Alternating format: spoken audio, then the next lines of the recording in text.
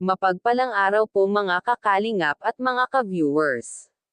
Nag-send ng isang video ng isang beneficiary ng Team Kalingap personal na nakausap ni Kuya Rab at para linawin ang katotohanan kung sino itong beneficiary ng Team Kalingap na nahuling umiinom ng alak.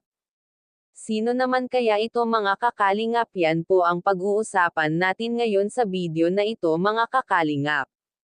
Isang mapagpalang araw po sa atin lahat mga kakalingap at kung bago ka pa lamang sa aking channel baka pwede pakisubscribe at maraming salamat po sa patuloy na pagsuporta sa aking channel.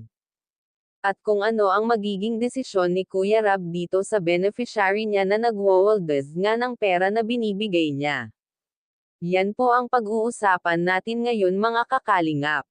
Hindi talaga natin kilala ang isa't isa kung ano ang meron na ugali ang bawat isa sa atin. Kaya ipinatawag ni Kuya Rab ang nag-send sa kanya ng video para malaman niya kung madalas nga ba daw ba ang pag-aaliw ng nasabing beneficiary niya. Kung karapat-dapat ba itong manatili sa kalingap o edidispatcha na ni Kuya Rab. At ginagamit sa mga luho niya katulad na lamang ng nakita ni Kuya Rab na isang video na sinend sa kanya na ang isang bot-ihing nag-concern sa kanya. At nabanggit nga ito ni Kuya Rab sa kanyang live na kung sino nga itong beneficiary niya ay dapat itigil na ang ginagawa na pagwawaldas ng pera.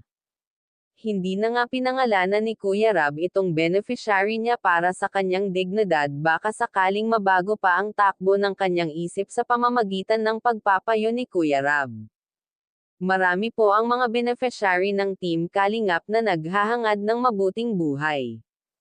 At gotong maging mabilang sa K-Angels kaya pasalamatan nyo kung ano ang meron kayo ngayon. Huwag nyo sayangin kung ano ang mga blessing na darating sa inyo. Sa mga sponsor na laging nagbibigay at nakaalalay sa inyo, salamat ng marami sa mga sumusuporta. Yan lang dapat na pinanghahawakan ngayon ang pagtiwala sa Diyos para makaahon tayo sa kahirapan.